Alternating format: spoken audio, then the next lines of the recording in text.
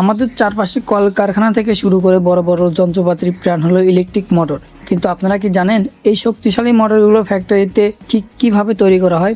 আজকের ভিডিওতে আমরা দেখব একটি মোটর তৈরি শুরু থেকে শেষ পর্যন্ত পুরো প্রসেস। তো চলুন শুরু করা যাক। মোটর তৈরির প্রথম ধাপে স্টিলের পাতলা পাতলা শীটগুলোকে নিখুঁত মাপে কাটা হয়। এই কাজটির জন্য ব্যবহার করা হয় উন্নত মানের সিএনসি মেশিন। এরপর এই শীটগুলোকে একটির উপর একটি সাজিয়ে প্রেস মেশিনের মাধ্যমে অনেক জোরে চাপ দিয়ে মোটরের মূল ফ্রেম বা কাঠামো তৈরি করা হয়। একে কারিগরি ভাষায় স্ট্রাকচার কোর বলা হয়।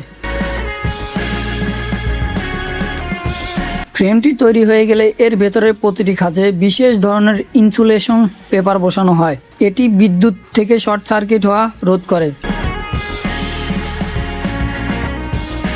এরপর শুরু হয় সবচেয়ে গুরুত্বপূর্ণ কাজ, তামার তারের কয়েল বসানো।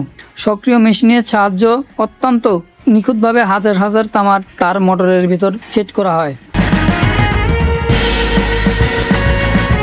তারের কয়েলগুলো বসানো হয়ে গেলে একে একটি বিশেষ লিকুইডে ডুবিয়ে রাখা হয়। এতে তারের স্থায়িত্ব অনেক বেড়ে যায়।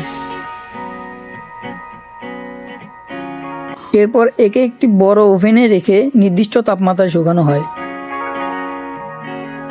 এই ধাপটি সম্পূর্ণ হয়ে গেলে মোটরের ভেতরের অংশগুলো ব্যবহারের জন্য পুরোপুরি তৈরি হয়ে যায়।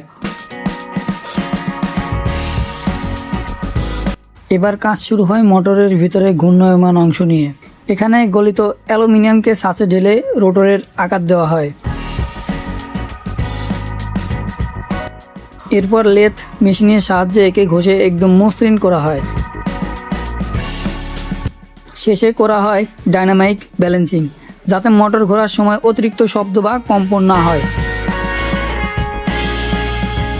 সবশেষে শুরু হয় জোড়া দেওয়ার কাজ।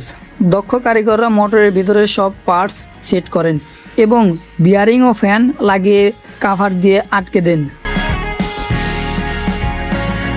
প্যাকিং করার আগে প্রতিটি মোটরের বিদ্যুৎ সংযোগ দিয়ে এর স্পিড এবং পাওয়ার পরীক্ষা করা হয়। পরীক্ষায় পাশ করলেই এটি কেবল বাজারে পাঠানো হয়। এভাবেই অনেক সূক্ষ্ম কাজের মাধ্যমে তৈরি হয় এই শক্তিশালী ইলেকট্রিক মোটর। ভিডিওটি ভালো লাগলে লাইক করুন এবং এরকম আরও ইন্টারেস্টিং ভিডিও পেতে এটি ইনসাইট চ্যানেলটি সাবস্ক্রাইব করে আমাদের পাশে থাকুন। ধন্যবাদ।